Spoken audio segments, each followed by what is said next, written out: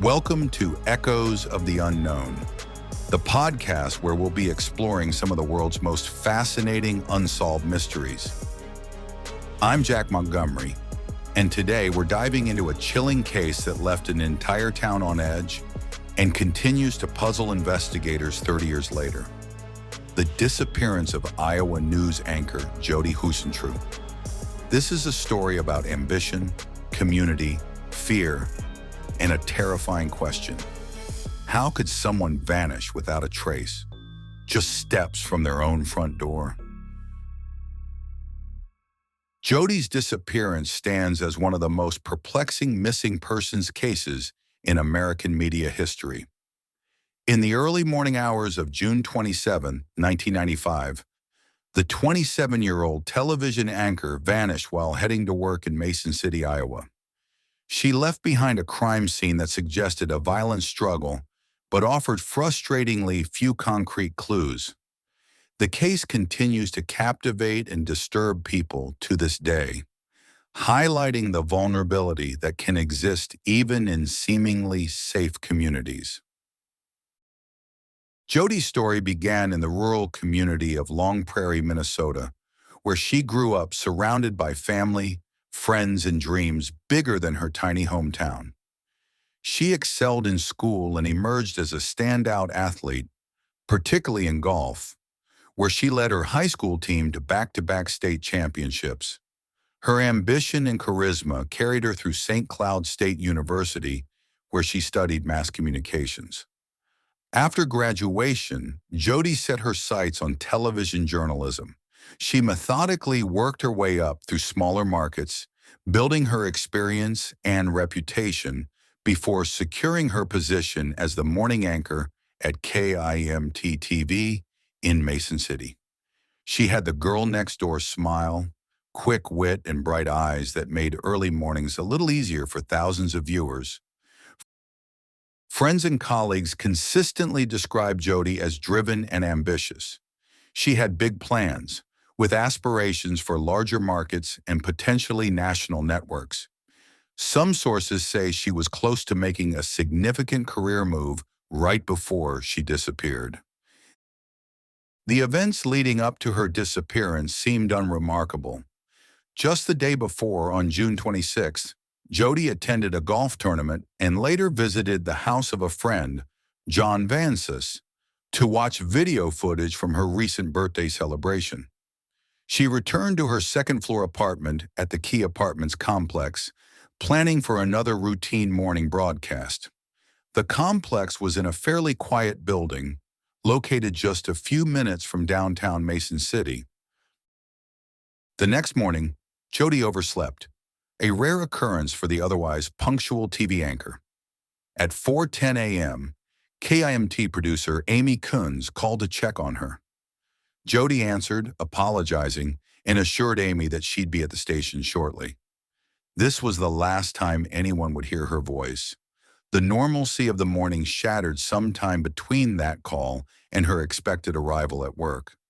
By 7 a.m., a concerned colleague contacted the police, setting in motion an investigation that would span decades. When police officers arrived, what they found was deeply disturbing. The crime scene painted a haunting picture. Jodi's red Mazda Miata was still in the parking lot. Strewn across the ground nearby were scattered personal items. They included red high heels, a blow dryer, earrings, a can of hairspray, and her car key. The key was bent, suggesting a violent struggle. Drag marks in the dirt told a silent story of abduction. Neighbors reported hearing a scream at around 4:30 a.m., but it was brief, so no one called the police. One witness noticed a suspicious white van parked near the building, but despite extensive searches, the van and the driver were never located.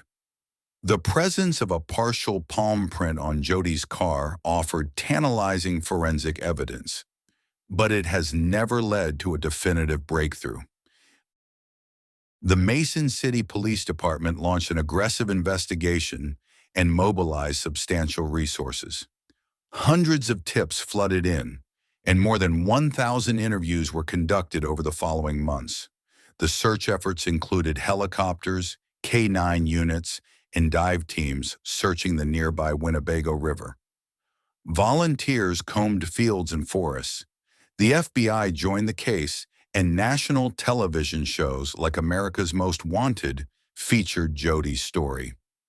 Yet despite this massive effort, no body was found, and no physical evidence linked any suspect to the crime. The extensive searches yielded nothing, and every lead seemed to fizzle into a dead end, leaving investigators frustrated and the community increasingly fearful.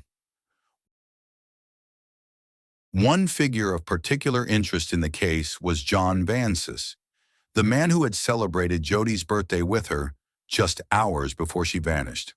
49 years old at the time, he was significantly older than her. Vansis had an unusually close relationship with Jodi, describing her as being like a daughter, though some suspected he may have harbored deeper feelings. The fact that just weeks earlier he had purchased a boat and named it Jodi certainly raised eyebrows. However, he cooperated fully with investigators and passed a polygraph test.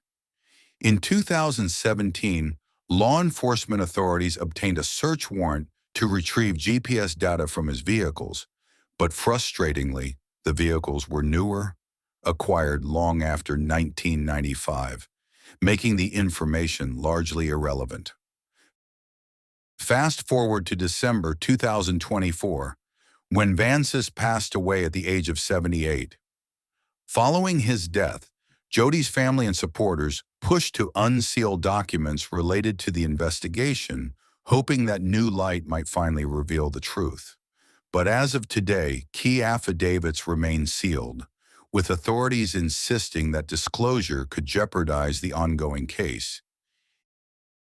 In the absence of clear answers, multiple theories have emerged over the years.